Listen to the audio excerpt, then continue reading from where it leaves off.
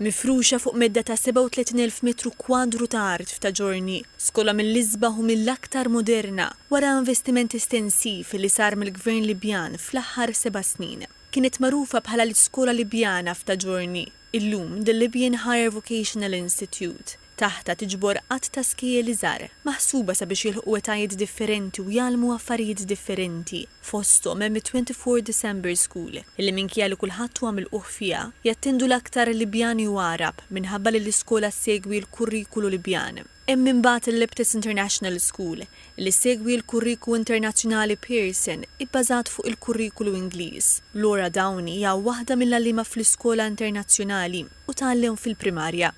Wonderful. I love it. I love the school. It's brand new. It's gorgeous. I have taught in many places all over the world. I've worked in many contexts. And this is by far my favorite. I was so excited when we opened. This furniture had not even been sat in yet. There's a gorgeous gym. The library I love. All of the new books, new materials, computer lab. It's just amazing. And so happy for the students that get to study in such a gorgeous school.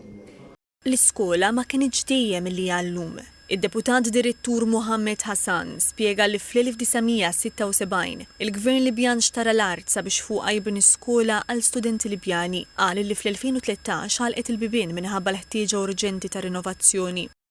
2018 the refurbishment and project started and it is almost done as we stand today. And as you have seen yourself, things are much better than they used to be. And now the Institute is ready to receive students. We're happy to say that the Institute can accommodate 900 students. Faħħar it-tmexxija ta' Aymin Omar għandu l-isforzi tiegħu sabiex dan il-proġett twettaq b'suċċess.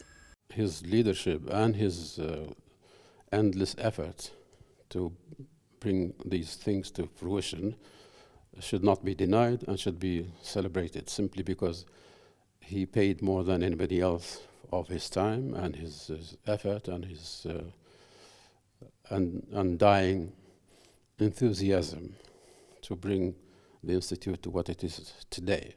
L-iskola hija mamra bosta faċilitajiet, inkluż ġim, teatru ta' ġewwa u ieħor ta' barra, żoni ta' divertiment, żona għal padell u għal futsal u diversi oħrajn. Għandha wkoll kmamar individwali għall-istudenti li jkunu jridu jorqdu hemm.